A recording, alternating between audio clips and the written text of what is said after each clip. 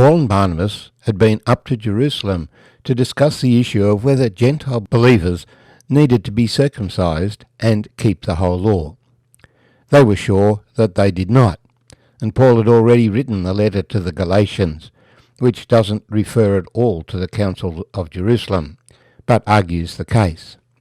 And the council in Jerusalem agreed with the position that Paul and Barnabas had taken, and sent Silas and Barsabbas back with Paul and Silas to Antioch, with the official letter from the council in Jerusalem, saying that Gentile believers were not bound to keep the law of Moses as delivered to the Jews at Mount Sinai, and didn't need to be circumcised, since circumcision was the sign of the covenant God made with Abraham concerning his descendants living in the land of Israel. But they were bound by the principles of the earlier chapters of Genesis, the covenant with Noah and the covenant with Adam. That is, that they abstained from things offered to idols, because there is only one real God, and you can't say that you are a worshipper of the living God and then go and offer things to idols who are false gods. That they abstained from blood, from things strangled. This instruction was given to Noah. When the Lord permitted people to eat meat, he specified that they were not to eat the blood. And from sexual immorality. And in 1 Corinthians, we have complaints against some Christians who were living immoral lives that even Gentiles did not condone what they were doing. The standards for establishing the family go back to the Garden of Eden and are the fundamental of society. So these things are fundamental, but there are a whole host of things that the Lord gave wisdom to Israel concerning in the commandments given to Moses on Mount Sinai, which Gentiles, because they are not living in a Jewish society, can be informed by, but are not bound by. Now, while the church had made a ruling, I'm sure some individuals who had held the other position were not happy and still held to their position. But the majority of Christians who were looking for guidance on this matter and were confused by the arguments that had been presented rejoiced in the ruling. They didn't need to worry about this issue anymore. So Paul and Barnabas continued their ministry, preaching the word with many others at Antioch. Then after some days, Paul said to Barnabas, "Let us now go back and visit our brethren in every city where we have preached the word of the Lord, and see how they are doing." Now Barnabas was determined to take with them John, called Mark. But Paul insisted that they should not take with them the one who had departed from them in Pamphylia, and had not gone with them to the work. Then the contention became so sharp that they parted from one another. And so Barnabas took Mark and sailed to Cyprus. But Paul chose Silas and departed, being commended by the brethren to the grace of God. And he went through Syria and Cilicia, strengthening the churches. My name's Arthur, and I thank you for joining me as we share together these concluding verses from Acts chapter 15. And we find that there is another dissension, another division, and this time the division is sustained. And it involves two of the leading apostles, Paul and Barnabas. Both have a vision of what needs to be done. They are agreed on the principle that the Christians that were established in Cyprus and in Syria and Cilicia need to be encouraged, and that they should go back and visit them. But they are disagreed about John Mark. John, called Mark, is the writer of the second gospel, the Gospel of Mark, and he turns out to be a very significant person in the early church. And a few years later, he would be in close fellowship with Paul. When Paul wrote from Caesarea before being taken to Rome, Luke and Mark are with him, as we see in the letters to Philemon and Colossae.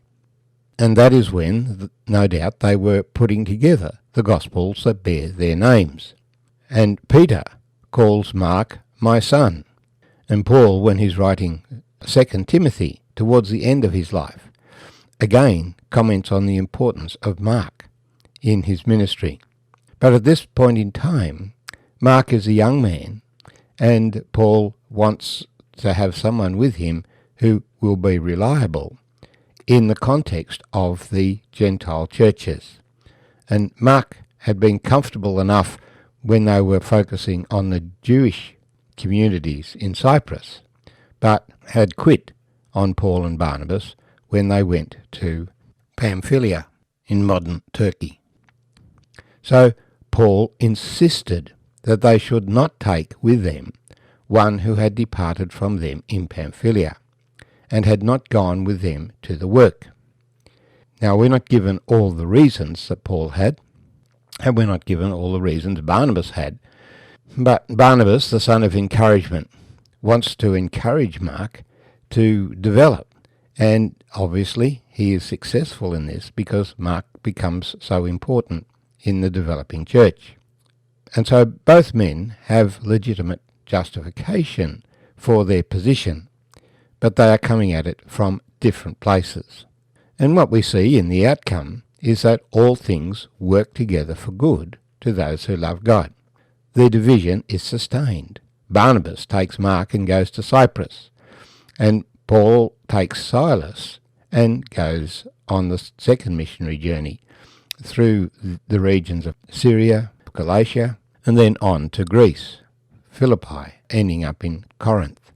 On the way, Paul picks up Timothy, who also becomes a very significant person in the early church, and is more suited for the ministry that Paul has in mind than Mark was, because Timothy was brought up cross-culturally.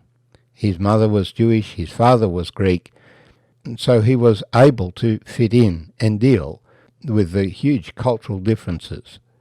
And Paul had just been reminded of the cultural differences between the Jews and the Greeks in the debates that they'd had in Jerusalem. Those differences would continue to hound him for years to come. So it's fascinating that the scriptures present to us this argument, and neither of them back down, and neither of them are criticised for not backing down. Both of them had a vision of what the Lord had called them to do, and so they agreed to differ and went their different ways. Now Paul will also speak positively of Barnabas a few years later in 1 Corinthians. So it's not as if there was a permanent personal break between the two, but what we have is a strong difference in opinion about how the ministry should proceed. And the resolution was to divide the ministry and have two ministries. On the first missionary journey, Barnabas had started off being the lead person. He was the senior person, and so it was Barnabas and Saul. But when they came into Greek territory, it became Paul and Barnabas. Paul becoming the dominant person in the Greek-speaking leg of that journey.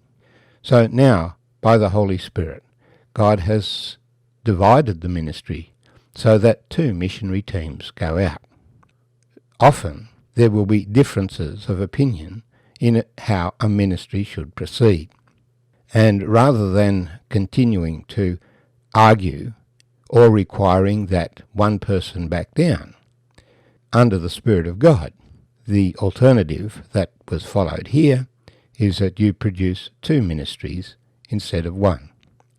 And each person then fulfills their calling before the Lord, but they are not setting their ministry up against another ministry, but rather they are dividing the territory, just as Paul and Peter had divided the territory before. Peter focusing on the Jewish believers, Paul focusing on Gentile believers. Nevertheless, this is a fascinating chapter, and one that we all need to learn from when we get into situations of strong differences of opinion about how ministry should proceed.